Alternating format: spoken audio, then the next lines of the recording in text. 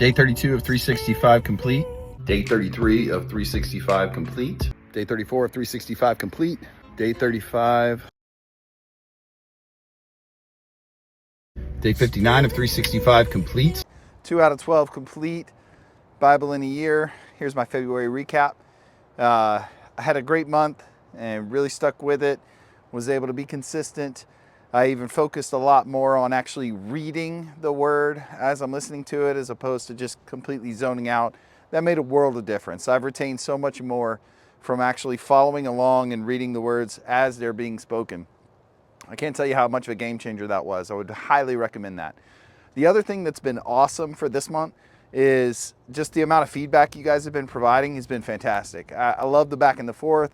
I love the commentary. I love the disagreements. Like, it's super helpful for me to be told, hey, you might want to look at this, or I don't think that's right. If at the very least, it allows me to reaffirm what I believed before. But most of the time, it leads me down a path to somewhere I didn't know, or something I didn't know before. And I think that's awesome. That's what this is all about. That's the reason I'm making these videos. That's the reason I'm going through this process, is so that I can enhance my relationship with God. And all of you are a huge part of that, so I thank you so much for it.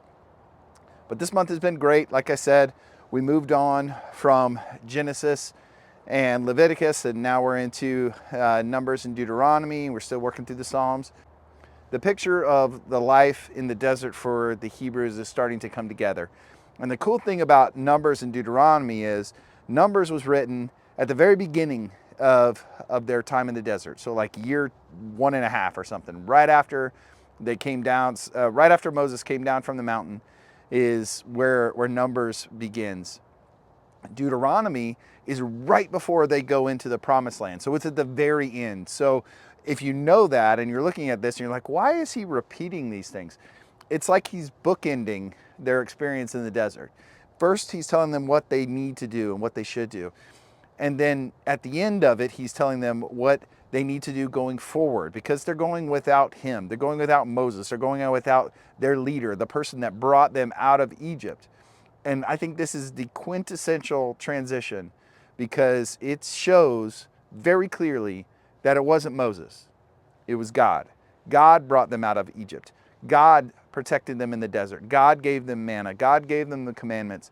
He's the one who taught them how to live. He's the one who's going to be blessing them in the future. He's the one who's defeating their enemies. It's not one man. It's not even a group of men. It is God.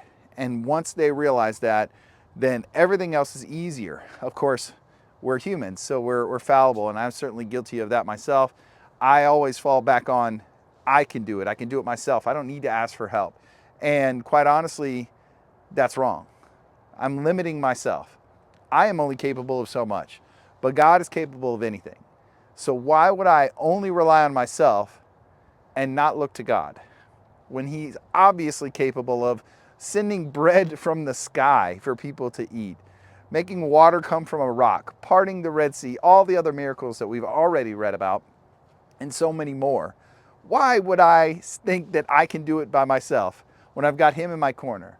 So that's my challenge going forward for the next month, is to lean more on God, look towards him, ask him for help, ask him for protection, give everything that I have to him, and then whatever happens, happens.